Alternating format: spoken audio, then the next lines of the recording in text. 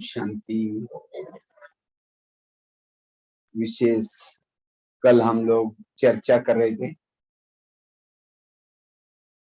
निर्विघ्न स्थिति वर्तमान की आवश्यकता है।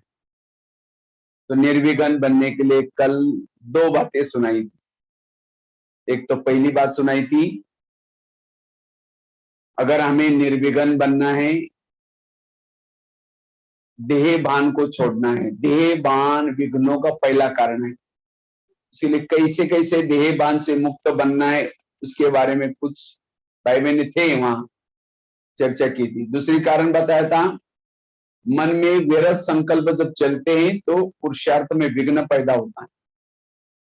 तो व्यर्थों से कैसे मुक्त बनना है इसके बारे में भी कल चर्चा की थी। तो आज हमें निर्विघ्न बनना है। अब उसके तो शाम को एक क्लास था, उसमें भी कुछ भाई बहने आए थे, उसमें भी हम लोगों ने चर्चा की थी पर चिंतन से बचना। और ये चौथी बात है, अगर निर्विघ्न बनना है तो इसलिए हमें स्वराज्य अधिकारी बनने की जरूरत है, कर्मेंद्र जीत बनने की जरूरत है। वर्तमान समय वैसे तो विघ्न बहुत है, लेकिन चार मुख्य विघ्न है। एक तो पहला विघ्न है, जिन लोगों के बीच में रहते हैं उन लोगों के तरफ से आने वाला विघ्न। फलाना तंग करेगा, वो ऐसा करेगा, वैसा करेगा, उस विघ्नों में हमें निर्विघ्न बनना। दूसरी बात, हमारे पुराने संस्कार कभी कभी जागृत होते हैं, वो विघ्न। तीसरा विघ्न है, कभी कभी प्रकृति के द्वारा विघ्न आता है। और चौथा विघ्न है स्वयं की कर्मेंद्र के द्वारा आने वाला विघ्न। सबसे खतरनाक वो विघ्न, कर्मेंद्र द्वारा आने वाला विघ्न। अगर स्वराज्याधिकारी है, आपकी कर्मेंद्र आपके सहयोगी है, आपस के लोग आपको कितना भी विघ्न डालेंगे आपको कोई फर्क नहीं पड़ेगा। प्रकृति कितना भी विघ्न डालेगी कोई फर्क नहीं पड़ेगा। संस्कार कितना भी विघ्न डालेंगे कोई फर्क नहीं पड़ेगा। लेकिन अगर कर्मेंद्रिय ही हमारी अधीन है, तब जाकर के हम अपनी उन्नति नहीं कर सकते विघ्नों में, क्योंकि इन तीनों चारों विघ्नों में हमारा समय चला जाता है, संकल्प व्यस्त जाते हैं। इसलिए स्वराज्य अधिकारी बनना ये वर्तमान समय की आवश्यकता है। क्योंकि जो इंद्रियों के अधीन है वो खुश नहीं रह सकता, इंद्रियों के अधीन है वो गलतियां करता है। जो कर्मेंद्रिय के अधीन है उसके जीवन में प्रॉब्लम ही प्रॉब्लम। पानी के ऊपर से नौका जाएगी, पार कराएगी, नौका के अंदर अगर पानी आएगा तो डुबा देगी। जो इंद्रियों को चलाता है वो पार हो जाता है, जिसको इंद्रिया चलाता है वो डूब जाता है। आज कई कहते हैं माता बड़ी अच्छी है, अच्छे है मतलब क्या, उसका अपना इंद्रियों पर संयम है। वास्तव में ये जो ज्ञान है ब्रह्मा कुमारी का, किसी ने सो परिवर्तन के लिए। तो सो परिवर्तन करना मतलब क्या करना, बैच पहन लिया, सफेद ड्रेस पहन लिया, ये हो गया ऊपर का परिवर्तन। सो परिवर्तन अर्थात हर इंद्रियों को अपने वश में रखना, इसको कहेंगे सो परिवर्तन। और जो ये सो परिवर्तन करेगा वो देवी देवता बनेगा, विश्व परिवर्तन होगा। तो सो परिवर्तन का आधार है इंद्रियों पर शासन। और वैसे तो हमारा जो पढ़ाई का सार है, हम भविष्य के राज्य ही लेना। कौन ले सकता है, जो इंद्रियों पर शासन करता है वो भविष्य का राजा बन सकता है। तो किसको किसको राजा बनना है इसमें से हाथ खड़ा करो। वाह वाह, सबको राजा बनना है। चलो उम्मीद तो अच्छी है, लेकिन चेक करो, राजा बनने के लिए हाथ तो खड़ा किया, लेकिन मन को कहा है मन तुम आधा घंटा परमधाम में रहना, बाबा को देखना। क्या मन परमधाम में रहता है या मन कहीं मार्केट में लेके जाता है? अगर मन आपको मार्केट में लेके जाता है तो आप राजा कैसे बने? राजा कौन बनेगा, दासी कौन बनेगी, साहूकार कौन बनेगा, सिस्टम है वो इस ब्रह्मा कुमारी के ज्ञान में आता है। धन से सेवा नहीं करता, ज्ञान भी दूसरों को नहीं सुनाता, इंद्रियों के भी अधीन है, लेकिन यह आता है, वो क्या बनते हैं? दास दासी। दास दासी वो बनते जो उदास रहते हैं, उदास वो होते हैं जो इंद्रियों के अधीन है। इंद्रियों के अधीन वालों को खुशी नहीं होगी, भले भगवान पढ़ाता है, स्वर्ग में जा रहे, कोई खुशी नहीं होगी। जो किसी का श्रृंगार नहीं करते वो श्रृंगार करने वाली बने। कोई ज्ञान में चलता है, धन से सेवा कर रहा है, ज्ञान भी दूसरों को सुना रहा है, लेकिन इंद्रियों के अधीन है, वो क्या बनेगा? साहूकार बनेगा, राजा नहीं बनेगा। कोई ज्ञान में चलता है, धन से सेवा नहीं कर रहा है, ज्ञान भी दूसरों को नहीं सुना रहा है, लेकिन इंद्रियों को अपने वश किया है, वो क्या बनेगा? राजा तो बनेगा, लेकिन कंगाल राजा बनेगा। मतलब उसके बाद धन की कमी होगी। कंगाल शब्द नहीं होगा, लेकिन धन की कमी होगी। और कोई ज्ञान में चलता है, धन से सेवा कर रहा है, ज्ञान भी दूसरों को सुना रहा है, इंद्रियों पर भी शासन है, वो है संपन्न राजा। तो चेक करो मेरी गाड़ी कौन से ट्रैक में है, दासी वाली है, साहूकार वाली है, कंगाल राजे के लाइन में है, या संपन्न राजा? अभी भी ट्रैक को बदल सकते हैं। आज तक के पुरुषार्थ अनुसार आप टुकड़ा देख ले प्राणी, मैं क्या बनने वाला हूं, स्पष्ट है। किसी को 20 साल ज्ञान में चलने को मिला, 10 साल ढीला पुरुषार्थ किया, 10 साल के बाद कोई ऐसी क्लास सुनी, मुरली सुनी, इंद्रियों पर शासन किया, तो सत्ययुग त्रेता का राजा नहीं बनेगा, द्वापर कलयुग का कई राजा बनेगा, क्योंकि आधा टाइम संगम का वेस्ट किया था। कोई ज्ञान में चला, शुरू में अच्छा पुरुषार्थ किया, बाद में माया आई, इंद्रियों के वश हो गया, सत्ययुग त्रेता का राजा, द्वापर कलयुग में फिर दास दास। और एक एक दिन का महत्व है। अब न जाने अभी हमको कितना दिन मिलने वाले, इसलिए राजा बनने का पुरुषार्थ करो। ऐसे बाबा ने कभी नहीं कहा कि मधुवन में रहने वाले राजा बनेंगे, जिन्होंने मम्मा बाबा को देखा है वो राजा बनेंगे। ये भी नहीं कहा कि जो जोनल इंचार्ज है वो राजा बनेंगे। राजा बनने के लिए नहीं तो पार्सलिटी होती, गरीब लोग कहाँ समर्पित कहाँ होंगे इतना साल के। इसीलिए बाबा ने ये फार्मूला नहीं रखा, जो इंद्रियों पर शासन करेगा, चाहे मधुवन वाला हो, चाहे समर्पित हो, चाहे मम्मा बाबा को देखा हो, तो हर एक को राजा बनने का चांस है। अनुशासन, जो अपने पर शासन करता है वही संसार पर शासन कर सकता है। इस दुनिया पर शासन वही कर सकता है जिसने इस दुनिया पर शासन किया। इस दुनिया में 3 लोग हैं, शरीर में भी 3 लोग हैं, आत्मा लोग। दुनिया में 70% पानी है, बॉडी में भी 70% पानी है शरीर में। दुनिया में 800 करोड़ 850 करोड़ लोग हैं, शरीर में भी 800-900 करोड़ जीवाणु। उस दुनिया का ये सैंपल है, इसलिए कहते ना हर स्टार की अपनी दुनिया है। तो ये हमारी दुनिया, इसके पर शासन करो। लेकिन जैसे पाकिस्तान के बॉर्डर पर रहने वाला कोई सिपाही, भाई जी थोड़ा छोटा सा करके लगा,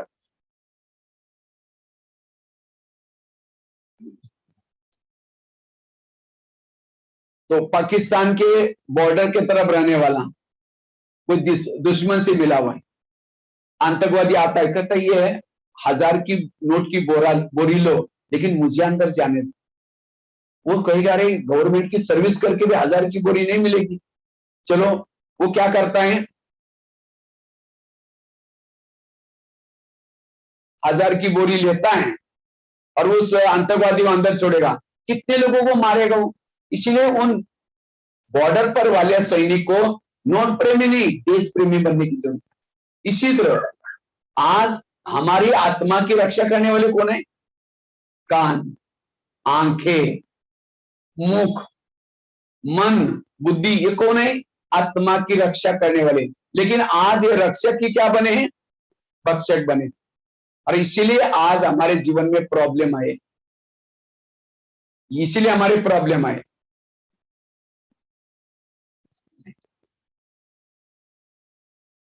इसीलिए आज हमारे जीवन में प्रॉब्लम्स आए। ये रक्षक ही भक्षक बने। अगर घर का ही कोई भेदी बनाए, घर की हालत क्या होगी। इसलिए अब हमें क्या करना है, इस स्वराज्याधिकारी बनने की जरूरत है।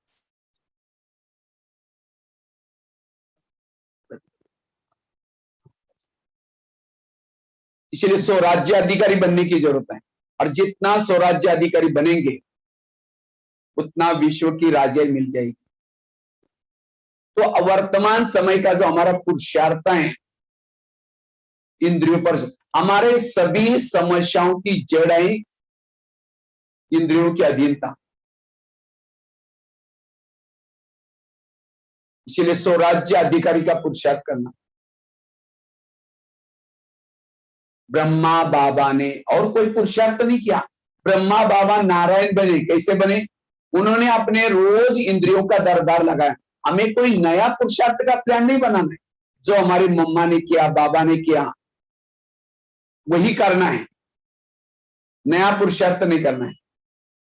लेकिन आज हमारा इसके तरफ ध्यान नहीं है। इसलिए कहते हैं ना, अंधेरी नगरी चौपट राजा टकेसर बाजी टकेसर खाजा। इस नगरी राजस्व है, उसके अंदर जो चाहे हो रहे हैं। तो क्या आज हमारा इसके तरफ ध्यान है? आज हमारे मुझे सहन नहीं होता, कोई संस्कार आते, क्यों आते? इस इंद्रिया काम क्रोध से मिले। जिसे भारत में अंग्रेज शासन था, भारत में अंग्रेज शासन था, भारत में अंग्रेज आए क्यों?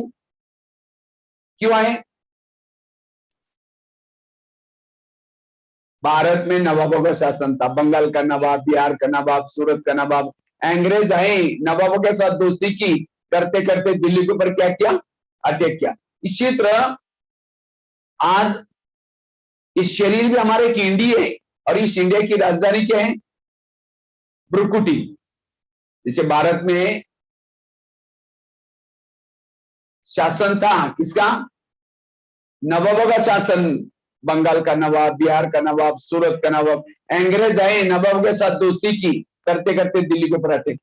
और इसीलिए आज हमारे जीवन की जो भी प्रॉब्लम है, उस सब का कारण है कर्मेंद्रिय की चंचलता। इसलिए अब हमें स्वराज्य अधिकारी बनने की जरूरत है।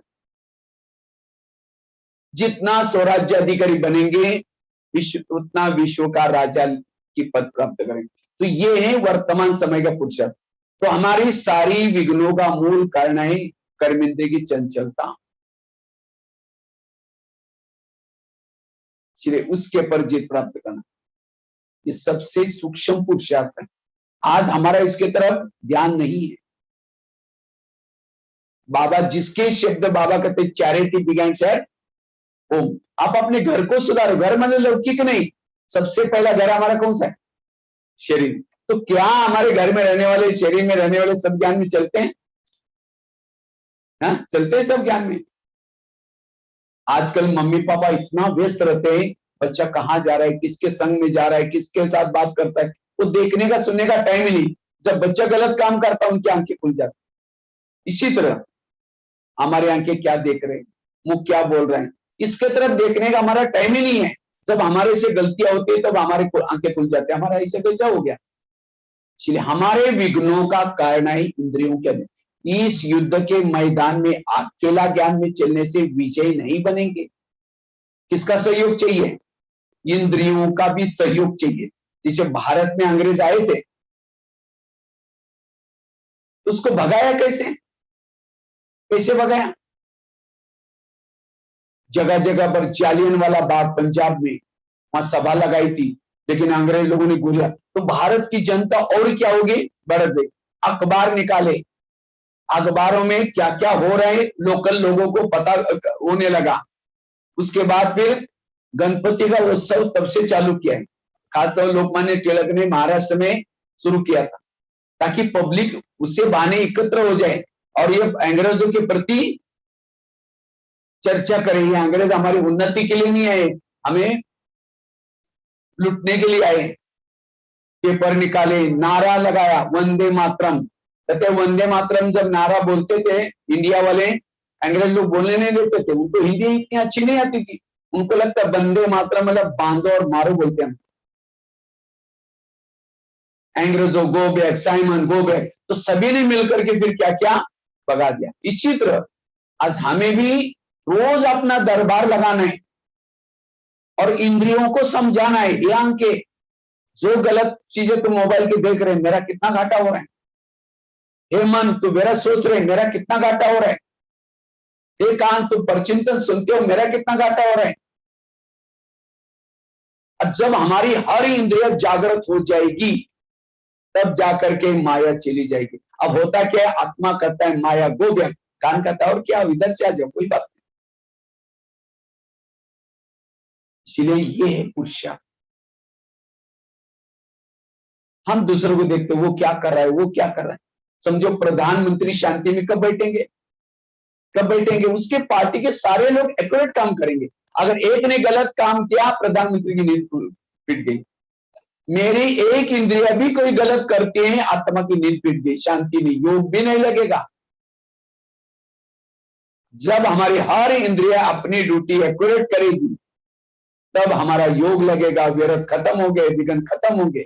इस शरीर को निर्विघ्न बनाओ।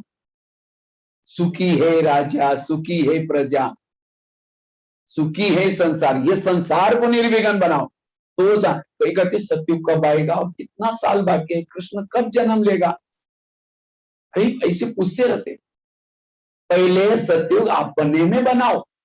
सत्युग का गायन क्या है, एक धर्म, एक राज्य, एक भाषा, एक आत्मा का शासन, एक आत्मा का धर्म, एक आंखें एक तरफ, मन एक तरफ, कोई किसी में तालमेल नहीं है। सत्युग तो आने वाला आ जाएगा, लेकिन आप उसके अंदर नहीं जाएंगे। इसलिए सत्युग अपने में बनाना है।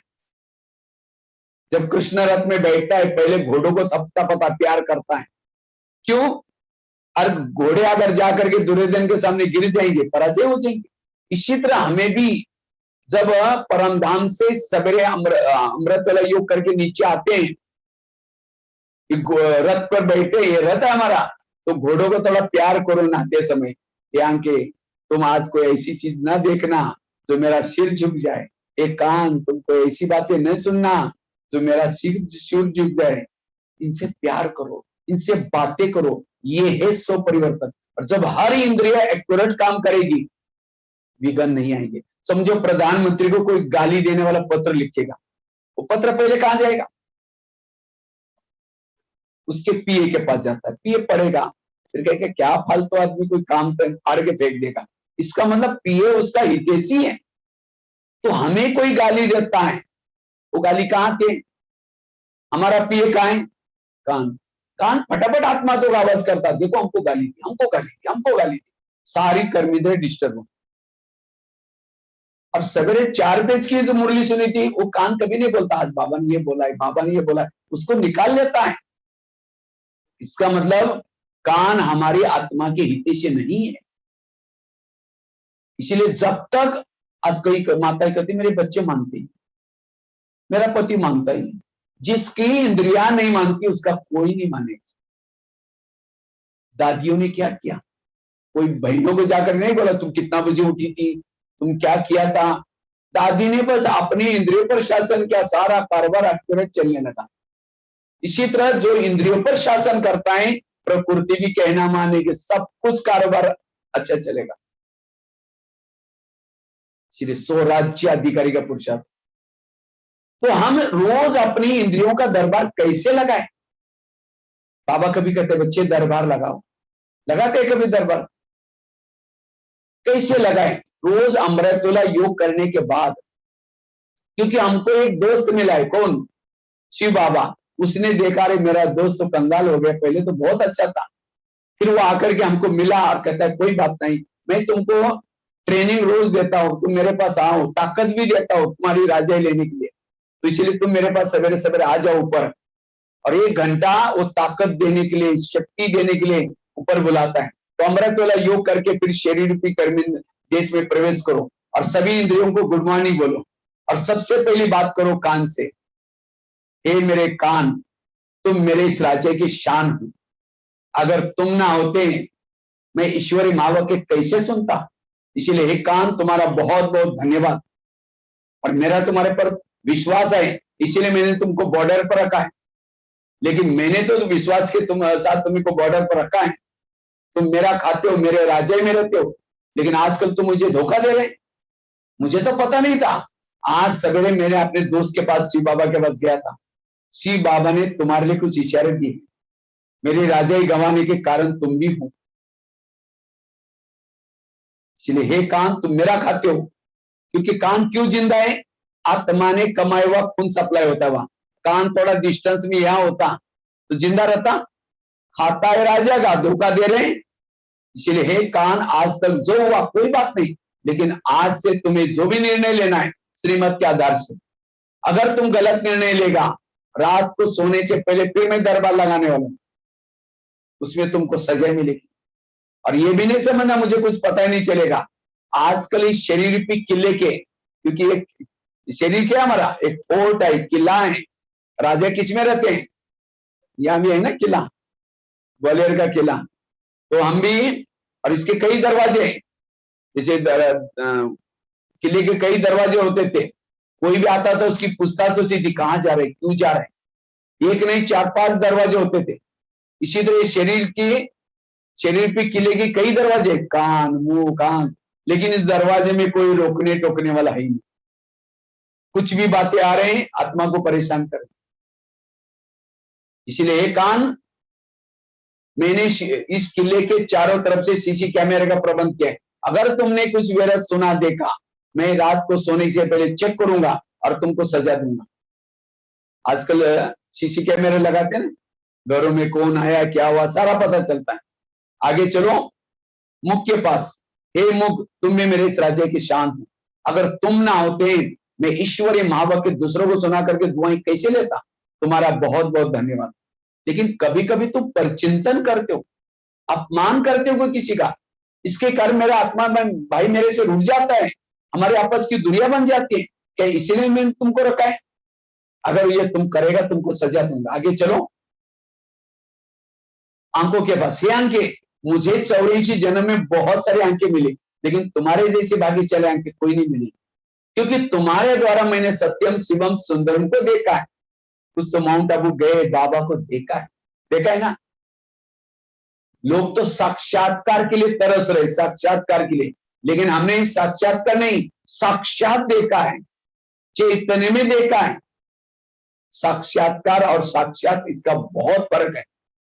वो तो झूठा भी हो सकता है साक्षात्कार, लेकिन साक्षात परमात्मा को देखा है, जिसको देखने के लिए दुनिया की आंखें तरस रहे एक सेकंड के लिए।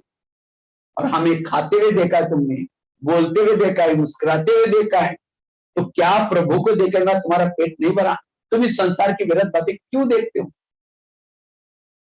अगर देखेगा तुमको सजा दूंगा, रात को चेक करूंगा। आगे चलो पांव के पास।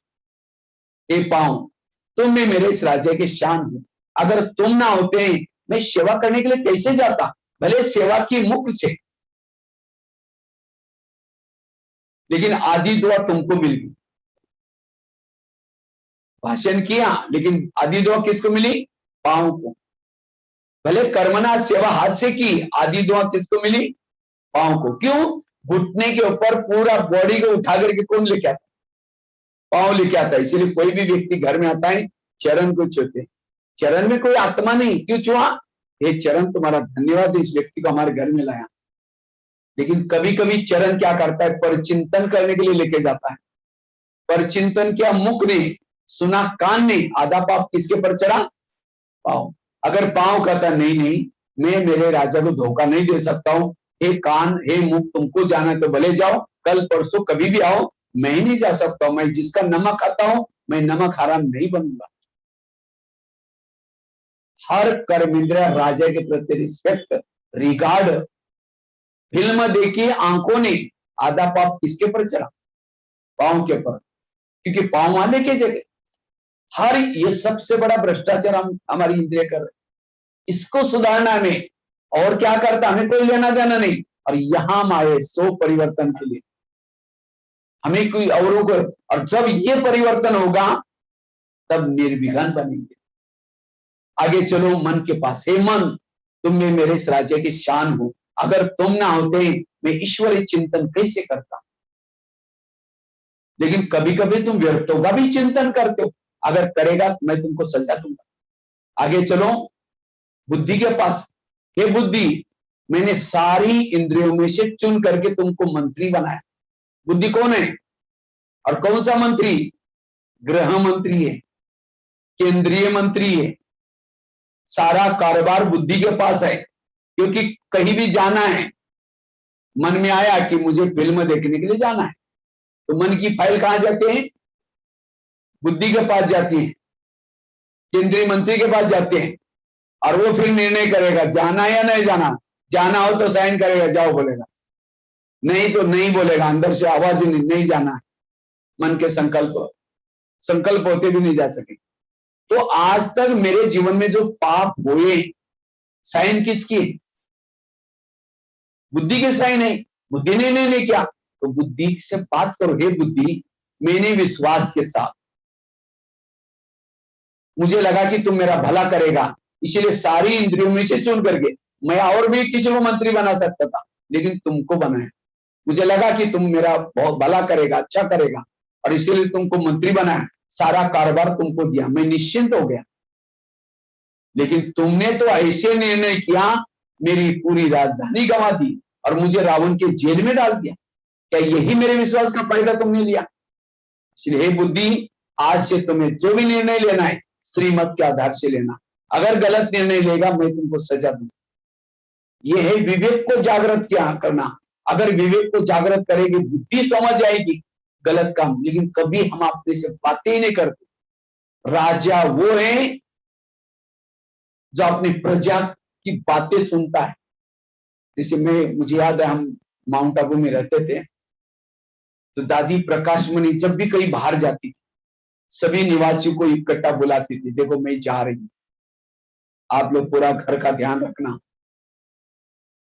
सभी अच्छी तरह अपनी ड्यूटी बजाना, ये करना, ऐसी बोल करके टोली उगर खिला करके सबके ऊपर जिम्मेवार दे के जाती। ये है राजाओं की निशानी। आज ये शरीर की इंद्रिय कितनी हमको हेल्प कर रहे हैं। अगर एक ही इंद्रिया कोई गलत ना होती, कितना प्रॉब्लम आता। तो इंद्रिया कहते हैं कि हम इतना मेहनत करते हैं, लेकिन ये राजा कभी हमको पूछता भी नहीं है, कभी हमारे से बात भी नहीं करता। आजकल लोग लंदन बात करते हैं, अमेरिका बात करते, पड़ोसी को नहीं, यही पता नहीं। आज हमारी भी यही हालत है, हम कभी भी इंद्रियों से कभी बातें नहीं की। और ब्रह्मा बाबा ने ये पुरुषार्थ, और इसी पुरुषार्थ से हम देवता बनने वाले, लेकिन इस पुरुषार्थ की तरफ आज हमारा ध्यान नहीं आए। जिसका इंद्रियों पर शासन होगा, उसके इर्द गिर्द में गुण और शक्ति होती। राजा कभी भी अकेला, राजा के साथ पूरे सेना होती है। और जब आपका इंद्रियों पर शासन है, माया की मजाला है, उसको पता है इसके साथ शक्तियां भी है, गुण भी है, सब कुछ है, इसके मंत्री, इसकी प्रजा सारी अलर्ट है, कभी माया अटैक नहीं करेगी। लेकिन मंत्री भी उसे मिला हुआ है, कोई शक्तियां भी साथ में नहीं, अकेला चलते हैं, तब जाकर के अटैक होता है। इसलिए स्वराज्य अधिकारी का पुरुषार्थ। तो रात को सोने से, ये हो गया सवेरे का दरबार, तो रात को सोने से पहले फिर चेक करो, सभी को बुलाओ। जैसे पहले दरबार लगता था, ढोल बजाते थे, इसी तरह सभी इंद्रियों को सोने से पहले बुलाओ और सबके ऊपर निगरानी डालो, आज सभी ने क्या क्या ड्यूटी की। सबसे पहले कान से पूछो, कान तुम्हारा चार्ट कैसा रहा? तुम्हारा बहुत बहुत धन्यवाद, सवेरे 7-8 बजे मैंने मुरली सुनी, इसलिए तुम्हारा धन्यवाद, तुमने अच्छी ड्यूटी की। लेकिन 12-1 बजे कोई माता जाई, किसी के परचिंतन की बातें सुना रही थी, मेरा पति ऐसा है, वो ऐसा, वो भाई ऐसा, वो बहन ऐसे, तुमने नजदीक जाकर सुना था। मैंने वो सीसी कैमरे के अंदर देखा हुआ है, बताओ तुमको मैंने सुनने के लिए मना किया, तो भी तुमने सुना, इसीलिए तुम्हारे लिए सजा। कौन सी सजा? मतलब कान को काट करके फेंकने की सजा नहीं, कौन सी सजा देनी है उसको? दोबारा मुरली सुन। यह है अलौकिक सजा, क्योंकि जिस कान में ज्ञान की कमी है वही पर चिंतन सुनता है, इसलिए उसको दोबारा मुरली सुनाओ, ज्ञान से भरपूर करो। आगे चलो मुख के पास, मुख तुम्हारा चार्ट कैसा रहा? समझो कान ने दरवाजा खोला, तो तुमने भी अपना दरवाजा चुप अंदर से नहीं खोलना चाहिए, दुश्मन वही से चला जाता।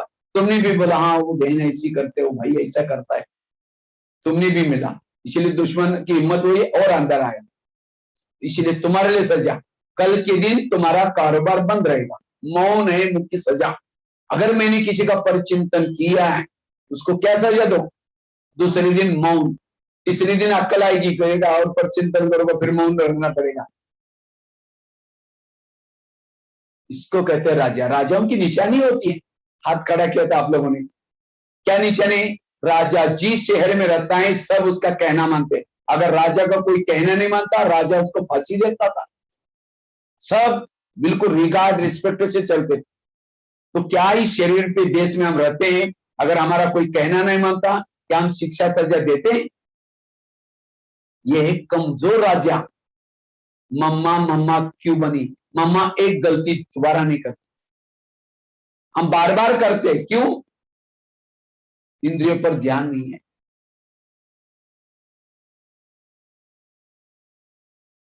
इसलिए हमें स्वराज्याधिकारी बनना है, एक एक इंद्रिय।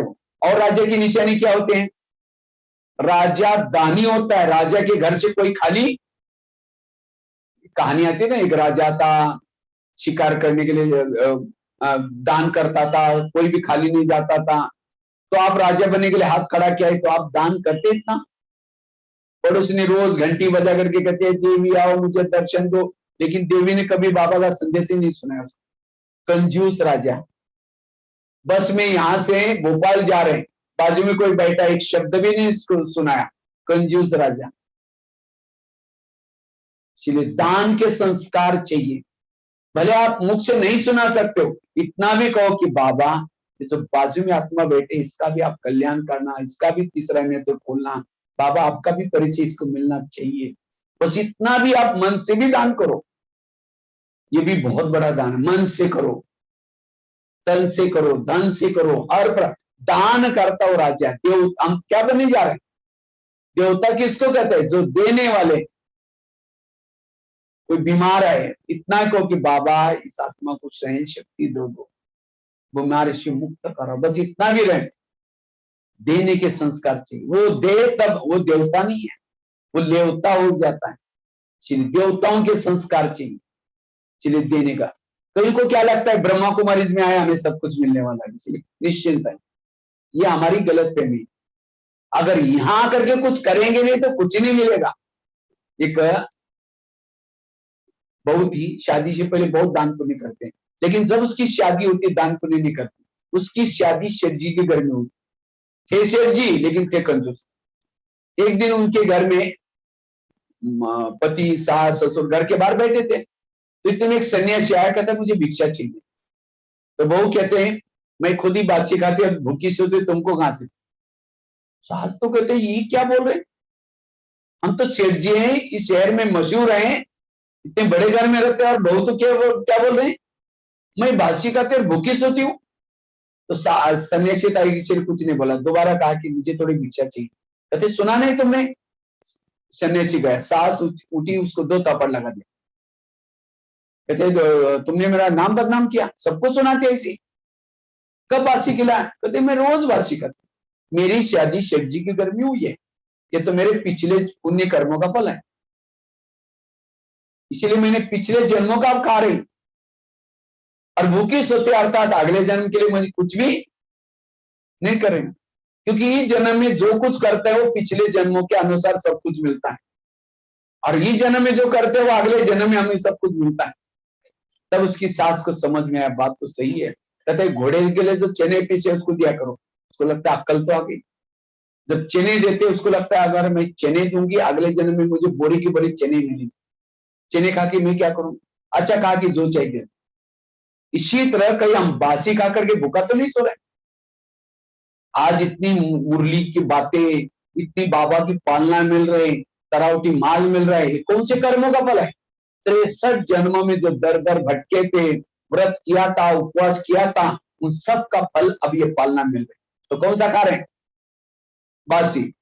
लेकिन अगर आज बीके बन करके मैंने कुछ तन से सेवा नहीं की, धन से सेवा नहीं की, सेवा नहीं की, अगले जन्म के लिए कैसे सो रहे, भूखे सो रहे।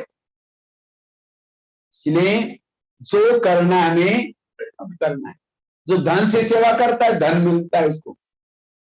आगे चल करके कुछ नहीं कर पाएंगे, आगे चल करके बाबा की प्रत्यक्षता होगी, लोगों को पता चलेगा गीता का भगवान आकर के। अभी देखो एक सिद्धार्थ कोई था वहां मुंबई में, तो एक बात बस, आत्मा शरीर छोड़ने के बाद उसके घर में कोई रोए ही नहीं, और कोई रोते ही नहीं कोई बीके, ये तो नॉर्मल है हमारे लिए, लेकिन दुनिया के लिए कितनी बड़ी बात है, कितनी प्रत्यक्षता होगी, टीवी में आ गया। आगे चल करके वो लोगों को पता चलेगा इतने 9 लाख लोग ब्रह्मचर्य, ये ब्रह्मचर्य रहना कोई साधारण बात नहीं, इसका मतलब गीता का भगवान आ गया। जब प्रत्यक्षता होगी तब जाकर के लोग दौड़ करके आएंगे, लोग कहेंगे हमारा भी प्लॉट है, हमारी भी जमीन है, हमारा भी ये। उस समय मधुबन से डायरेक्शन आएगा, बाहर बोर्ड लगा दो हमें कुछ नहीं चाहिए। जब 500 1000 की नोटा बंद हो गई तो क्या किया, सभी ने ला करके भंडारे में डालना शुरू किया। अब पहले डालने के लिए बोलते तो 77 का हफ्ता था, डालू न डालू, और बंद होने के बाद मधुबन से ये आया डायरेक्शन, भंडारे के अंदर कोई भी पुरानी नोट नहीं डालना कर, लेकर के चेंज कर सकते हैं, लेकिन डायरेक्शन आया। इसी तरह आगे चल करके मुझे याद है जब नोट बंद हो गया था, एक माता जी आई, कहते भाई साहब हमने चाय पत्ती लाया, हमने कहा ठीक है बॉक्स में लाया तो रख दो। तो वो चाय पत्ती वाला फिर भाई को बुला करके भेज दिया, ये लेके जाओ। खोला देखा तो चाय पत्ती चारों तरफ से, बीच में नोटा भरा। अब हमने कहा, वो भाई आकर के कहता भाई ऐसा ऐसा, तो हमने कहा अनाउंसमेंट करो, जिस माता ने दिया वो लेके जाए। तो बहुत 10-12 किया, वो आई नहीं अनाउंसमेंट करने के बाद। क्या उसका सफल हो गया? वो और ही भोलेनाथ को ठग लिए। इसलिए बाबा कहते हैं अंतिम समय आपका कोई सफल नहीं होगा। इसलिए अब जितना करना है हमें तन से करो, धन से करो। इसलिए जो देता है वो देवता है। राजा की तीसरी निशानी क्या है? राजा शिकार करता है, और राजा की शिकार किसकी करता है? शेर की। ऐसे नहीं कि कोई चुहा को मार करके डंडा को बांध करके ढोल बजा करके गांव में मिलने निकाल रहे हैं, लोग सारे देखेंगे अरे ये चुहा मार के है, राजा होते चुहा कौन सी बहादुरी के। तो राजा शिकार किसकी करता है? शेर की। तो आप लोगों ने हाथ खड़ा किया था कि हम राजा बनने वाले हैं, तो कितनी शिकार किया बताओ अपने आप को कुछ।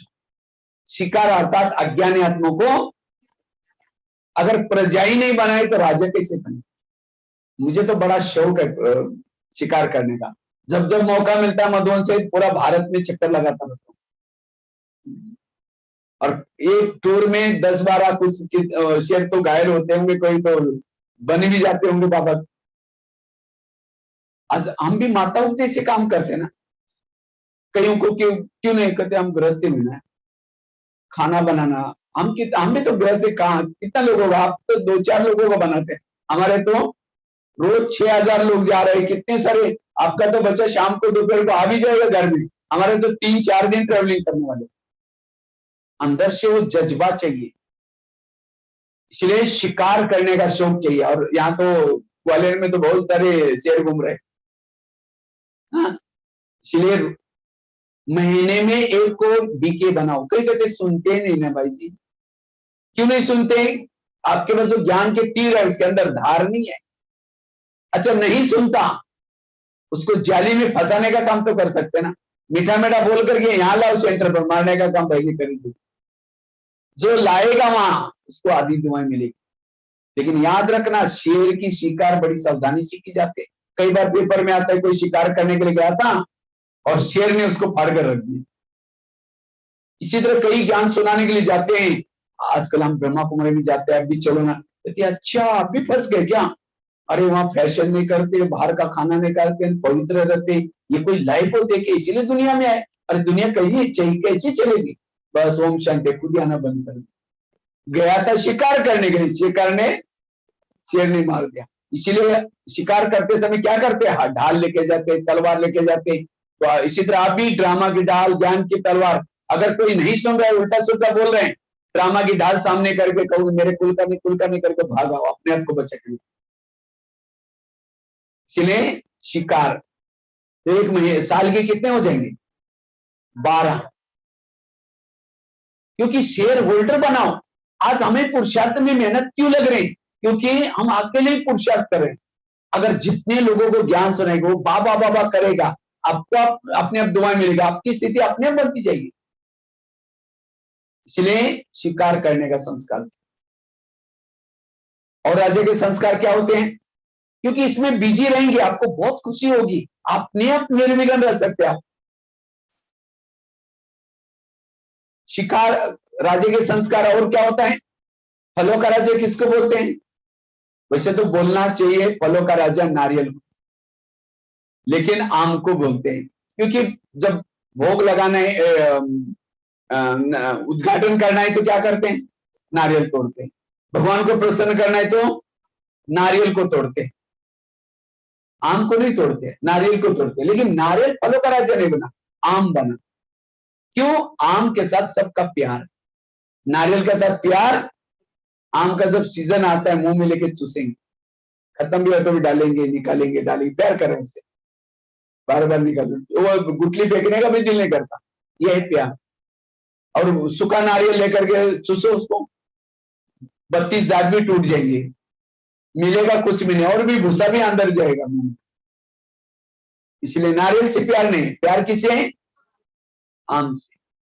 इसी तरह आपको देख करके कोई आपसे रास्ता काट देता है, मिलना पसंद नहीं करता, आप राजा नहीं बनेंगे। राजा बनने के लिए आपको सब प्यार करे, आपको मिलना पसंद करे, देखना पसंद करे। कहीं को घर में कहीं जब जाते, घर वाले क्या बोलते हैं? मुसीबत आ गई, देखना पसंद नहीं करते। क्यों? वो संस्कार नहीं है। इसीलिए सबके प्यारे बनो। दादिया जब डायमंड हॉल से निकलते, कितने लोग देखने के लिए भीड़ करते। तो इसी तरह सबके प्यारे बनो। फलों का राजा आम को ही क्यों बोला? आम को आम ऊपर से नरम होता है और अंदर से सख्त होता है,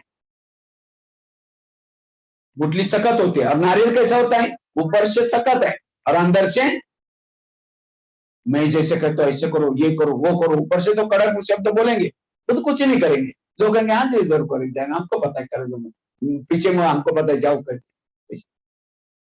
इसलिए कथनी बाद में, करनी पहली। पहले करो फिर बाद में कहो, वो है राजा। पंडित नहीं बनो, आचार्य बनो। आचार्य मतलब, और बाबा का हर बच्चा शिक्षक है, टीचर है। हमें शिक्षा को धारण करना है, फिर कहना है, केवल ज्ञान सुनाना नहीं। हमारा जीवन ही बाबा का संदेश है। क्या पहनना चाहिए, कैसे चलना चाहिए, आचरण से बताओ। बाबा कहते आगे चल करके मेरे बच्चों के चेहरे म्यूजियम का काम करेंगे। लोग म्यूजियम देखने के लिए सेंटर पर नहीं आएंगे, लेकिन चलते फिरते म्यूजियम बनो। लेकिन किसका चेहरा म्यूजियम होगा? जो खुश है, उदास है, टेंशन है। कई है ब्रह्मचारी लेकिन चेहरा मरा पड़ा। एक बार जेल में मैं गया था, एक भाई को साथ में लेके गया था, 4-5 भाई भी आए थे साथ में। तो हमने बहुत ज्ञान सुनाया जेलर को। जेलर को एक गॉडली गिफ्ट थी, वो फेस रीडिंग करता था, अंदर क्या चलता वो पता चलता था उसको, गॉडली गिफ्ट थी उसको।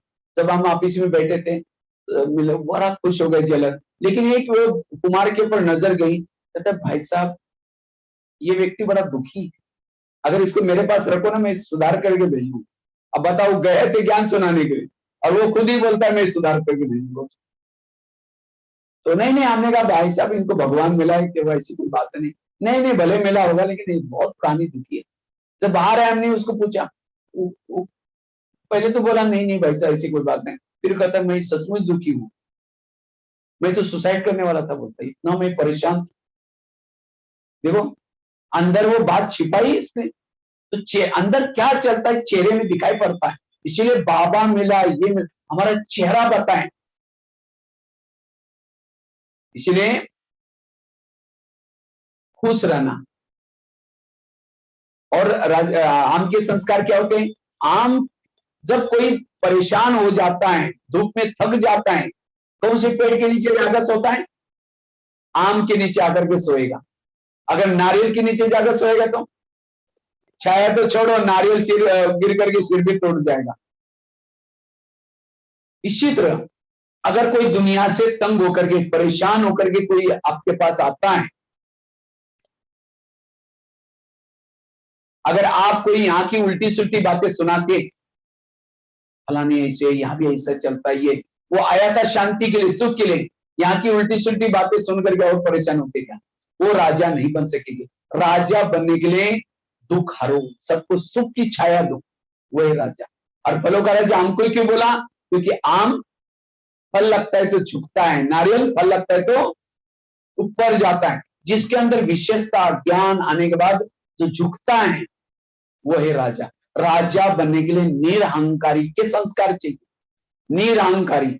अगर कोई अभिमान है, अभिमान वाला राजा कभी नहीं बन सकता। और कौन निरहंकारी बनेगा? जितना निराकारी स्थिति में रहेंगे उतना निरहंकारी रहेंगे। इसीलिए बाबा कहते बच्चे राजाई के संस्कार धारण करो, लेकिन उसके लिए आत्मिक स्थिति चाहिए। इसीलिए भक्ति मार्ग में क्या करते हैं? भगवान को प्रसन्न करने के लिए नारियल को तोड़ते, नारियल को तोड़ते। क्यों? नारियल जो आपके अंदर रियल नहीं है वो तोड़ो, छोड़ो, इसको कहेंगे नारियल को तोड़ना। लेकिन लोगों ने कौन सा नारियल तोड़ा? वो फल वाला नारियल तोड़ा। वैसे तो नारियल का कलर कैसा होता है? लगभग केसरी होता है। आत्मा का कलर भी कैसा है? केसरी। नारियल के अंदर खोबरा है, पानी। नारियल तो अगर पानी पियो, खोबरा खाओ तो कई बीमारियां ठीक होगी। कोरोना काल में मुझे लगता है 300-400 रुपए में नारियल हो गया था, पीने वाला नारियल, क्योंकि उसके अंदर बहुत गुण है। लेकिन वो नारियल का पानी पीने के लिए, खोबरा खाने के लिए ऊपर का कवच तोड़ना, कवच बहुत कड़क होता है उसका। एक बार हम गीता बादशाह में थे, शुरू में भोग के लिए नारियल का कुछ ये निकालना था, तो चाकू से निकाल रहे थे, चाकू ऐसा खिसक गया, इधर से इधर ही निकल गया, इतना तेज से वो ये हो गया था। इसलिए मैं नारियल को कभी देखता हूं तो ये हो जाता है। इसी तरह ये आत्मा का, आत्मा के अंदर, अंदर आत्मा के अंदर शांत स्वरूप, आनंद स्वरूप, शक्ति स्वरूप, बहुत सारे गुण भरे, लेकिन उस गुणों को बाहर निकालना है। ऊपर विकारों का कवच लगा हो, उसको तोड़ना है। यह है नारियल तोड़ना। लोगों ने भक्ति मार्ग में वो नारियल को लेके जाकर के केवल मूर्ति के सामने रखते नहीं, उसको तोड़ते, पानी डालते, कहते भगवान प्रसन्न हो गया। इसी तरह हमने भी, सबने अपने नारियल लाकर शिव जी के सामने अर्पण किए, शिव जी हमारा नारियल ले लो। लेकिन यहां आने से, नारियल रखने से नहीं चलेगा, उसको तोड़ो, अर्थात ऊपर के विकार के संस्कार निकालो और ओरिजिनल संस्कारों को बाहर निकालो, तब बाबा प्रसन्न होगा। इसलिए 2021 में अपना नारियल तोड़ो अच्छी तरह। और कोई भी उद्घाटन करते, नारियल को फेंकते, तोड़ते, अगर एक धक से टूट गया, 2 टुकड़े हो गए, कहते वाह शुभ काम होने वाला है, जल्दी काम होगा, अच्छा होगा। और 2-4 बार मारा तो भी टूटा नहीं, कहते गड़बड़ी। इसी तरह जिसने नारियल जल्दी तोड़ा, ज्ञान में चलने के बाद तुरंत ओरिजिनल संस्कार बाहर आए, उसका पद ऊंचा है। अब 10 साल से टूट ही नहीं रहा है,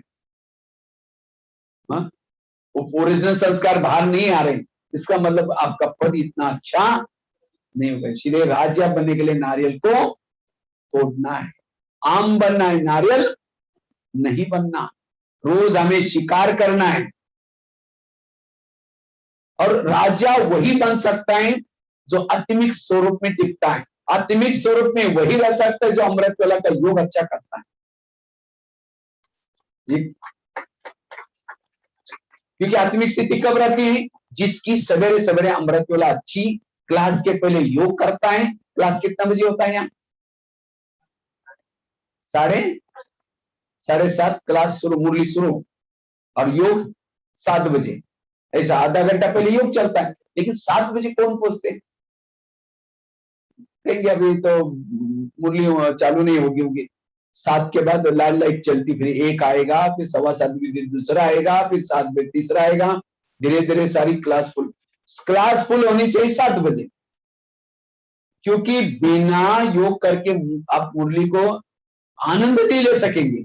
खेती में बीज डालते हैं, बीज महंगा है, ऊपर ही डाल के आ जाओ, फिर 6 महीने के लिए निकालने के लिए जाओ, कुछ मिलेगा वहां? खेती में बीज डालने के पहले उसको हल चलाते हैं, बीच बीच में दवाई छिड़काते हैं, पानी देते हैं, तब फसल आते हैं। इसी तरह ज्ञान का बीज डालने से पहले हल चलवाता, आधा घंटा पावरफुल योग करो। अभी मीठा बाबा आने वाला है, पता नहीं आज क्या, कितने अच्छे मांग के बोले मेरा टीचर बना हुआ है, मेरा कितना भाग्य है। ऐसा ऐसा वाहन करो बाबा का। और आधा घंटा योग करके फिर मुरली सुनो। नहीं तो शाम को पूछे आज की मुरली क्या थी, बढ़िया अच्छी थी, ये पॉइंट तो बता बहुत अच्छी थी। वो अच्छा बोलेंगे, पॉइंट रिपीट नहीं करेंगे। क्यों? गरम दिमाग के ऊपर डाल दिया। उसको स्मृति का पानी दो। घर में जाने के बाद आज बाबा ने मीठे बच्चे में क्या बोला, आज वरदान क्या था, याद करो, तब जाकर के फसल आएगी।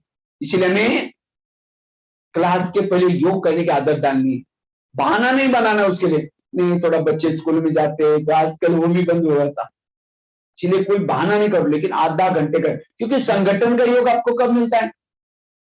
हाँ, केवल मुरली क्लास में मिलता है ना। इसलिए हमें ये योग जरूर करना है, और साथ में ईश्वरी महावृत के रोज सुनने, और वो भी यहाँ ऑनलाइन वाला नहीं,